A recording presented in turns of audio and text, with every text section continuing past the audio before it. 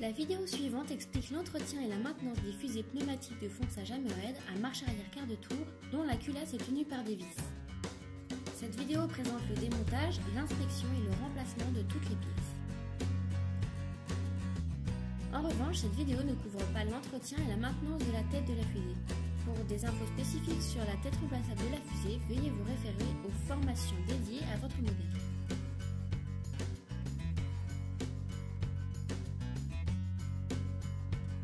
Avant de commencer l'entretien de votre fusée, identifiez son modèle et son système de marche arrière. Les fusées quart de tour à vis sont mises en marche arrière en tournant d'un quart de tour le flexible de queue et leur culasse est fixée par 4 vis. Inspectez d'abord l'extérieur du corps de la fusée et vérifiez qu'il n'y ait pas de fissure, d'impact sévère ou de dégâts dus au coup d'usure. Remplacez le corps de la fusée si nécessaire car des dégâts pourraient conduire à des défaillances futures. Inspectez le flexible de queue en y cherchant trous ou déchirures et vérifiez aussi l'usure des têtes de vis. Effectuez une manœuvre pour vérifier que le piston coulisse librement à l'intérieur du corps de la fusée. Faites basculer la fusée, le piston doit glisser librement d'un bout à l'autre.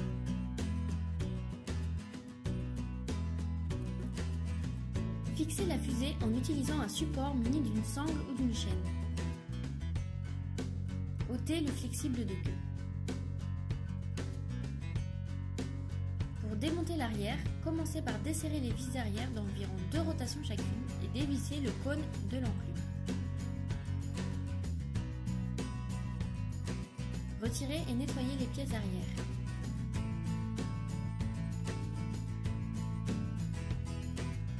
Enfin, faites sortir le piston en le glissant vers l'extérieur, tout en prenant soin de ne pas endommager le filetage intérieur du corps.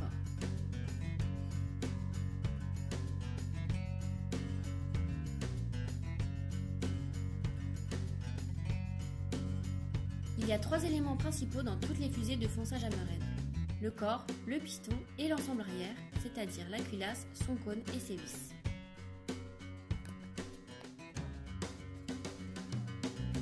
Inspectez le corps de la fusée en y cherchant d'éventuels débris. Les outils Catamount contiennent un tube d'air à l'intérieur vers l'avant du corps. Inspectez ce tube, il doit être droit et centré à l'intérieur de la tête. On repère une fusée Catamount par ses formes de clés à fourche près de sa tête.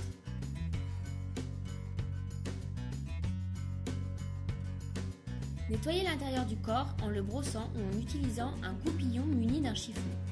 Ne pas nettoyer l'intérieur des fusées Catamount sans avoir ôté sa tête. Pour nettoyer un corps de fusée Catamount, utilisez un solvant à pression basse et un tuyau à air. Inspectez le corps en y cherchant des cassures ou des dégâts dans le filetage. Entretenez avec une lime le filetage interne si nécessaire. Les corps contenant un filetage endommagé doivent toujours être remplacés. Le numéro de série de la fusée est situé à l'arrière du corps de l'outil, comme montré sur cette vidéo.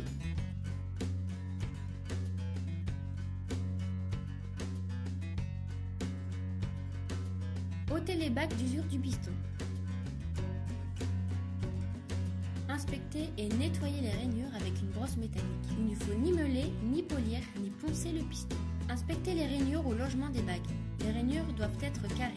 Les rainures usées peuvent causer un amoindrissement de la performance. Dans ce cas, le piston doit être remplacé.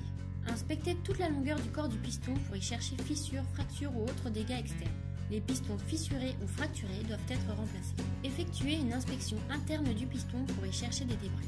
Brossez et nettoyez à l'aide d'un goupillon muni d'un chiffon si nécessaire. Le piston Catamount a un orifice à l'avant qui s'aligne avec le tube d'air interne.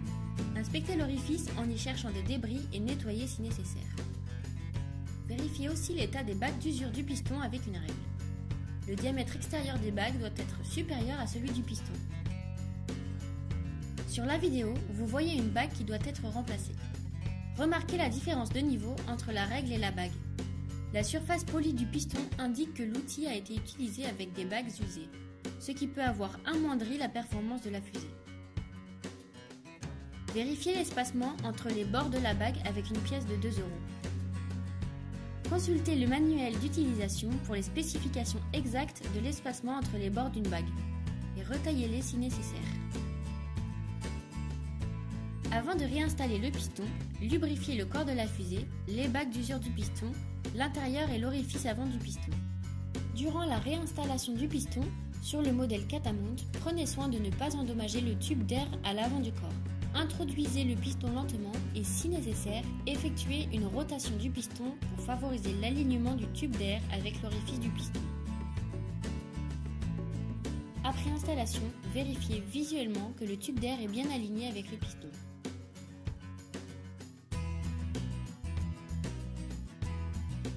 Cet ensemble arrière contient 10 éléments. La tige de distribution, la valve, les vis, la culasse, le manchon de tige de distribution, l'isolateur, les bacs de valve, le flexible de queue, le cône de la culasse et la vis de blocage.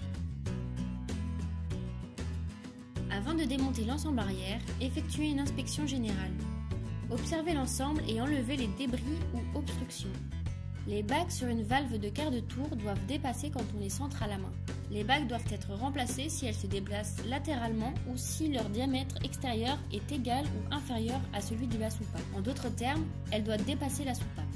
Vérifiez que la vis de blocage est au fond de la forme de détente. Un démontage est requis pour inspecter plus minutieusement la tige de distribution et son manchon. Cette valve montre un niveau d'usure acceptable. Au contraire, celle-ci requiert un remplacement immédiat. Inspectez le manchon de distribution. Il doit être translucide et sans aucune déchirure ou trou. Les manchons opaques doivent être remplacés.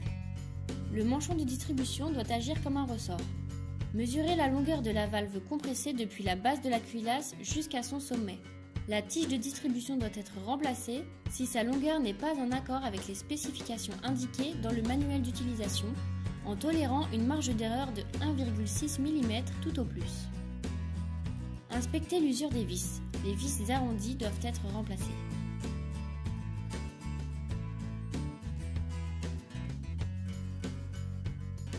Ôtez la vis de blocage avec la douille fournie dans votre fusée. Ôtez la valve et le manchon de distribution de la tige de distribution. Ôtez les vis.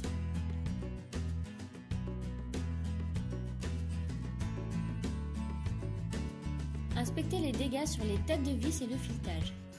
Si une ou plusieurs vis sont manquantes ou endommagées, remplacez-les toutes.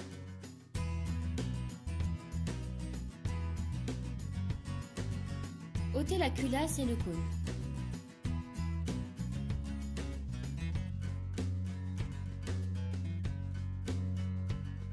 Inspectez les dégâts et débris sur le cône.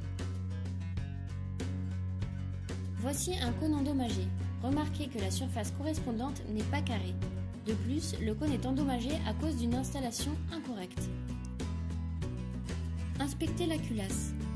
Utilisez une lime à filetage pour réparer tout filetage endommagé. Les culasses avec filetage endommagé doivent être remplacées.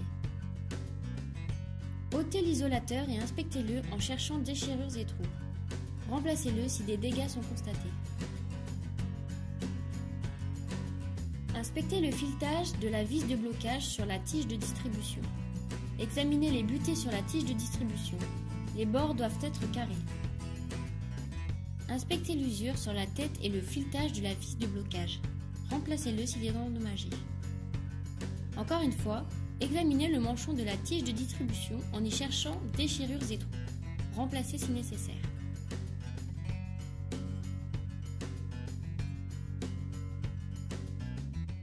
Ôtez les bacs de la valve si un remplacement est requis. Préparez les nouvelles bacs de valve en les étirant et en les réchauffant. Placez les bacs sur la valve.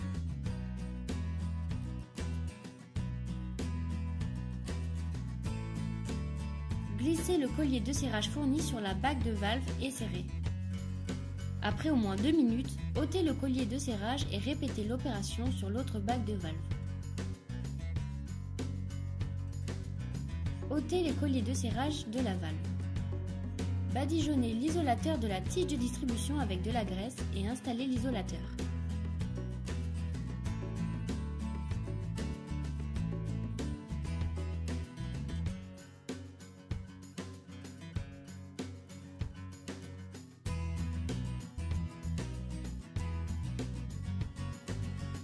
brosser le filetage de la culasse et graisser.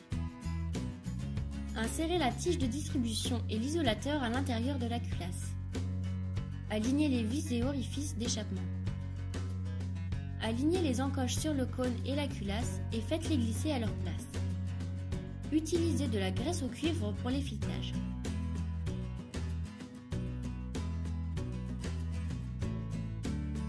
Mettez de la graisse sur le filetage des vis et installez-les au travers du cône de la culasse.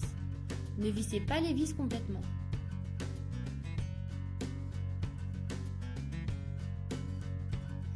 Faites glisser le manchon de distribution en place en alignant les encoches sur le manchon de distribution avec les encoches de la culasse.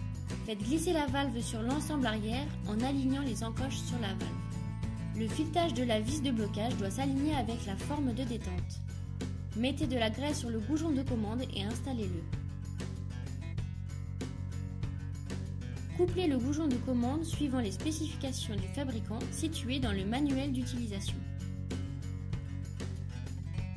Avant d'installer l'ensemble arrière, lubrifiez les bagues de soupape et le calibre du piston. Appliquez de la graisse sur l'enclume et le filetage du corps.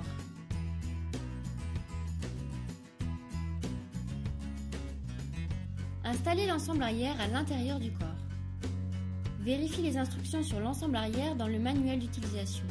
Certains modèles requièrent un vissage de l'enclume, tandis que d'autres requièrent de visser à fond l'enclume, puis de dévisser d'un 1/8 de tour.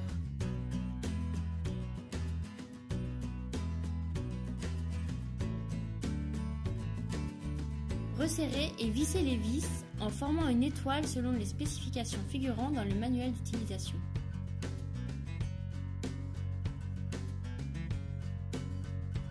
Finissez le remontage en resserrant le flexible de queue avec une clé plate.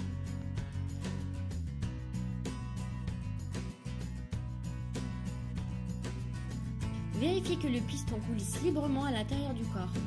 Faites basculer doucement l'outil, le piston doit basculer librement et complètement.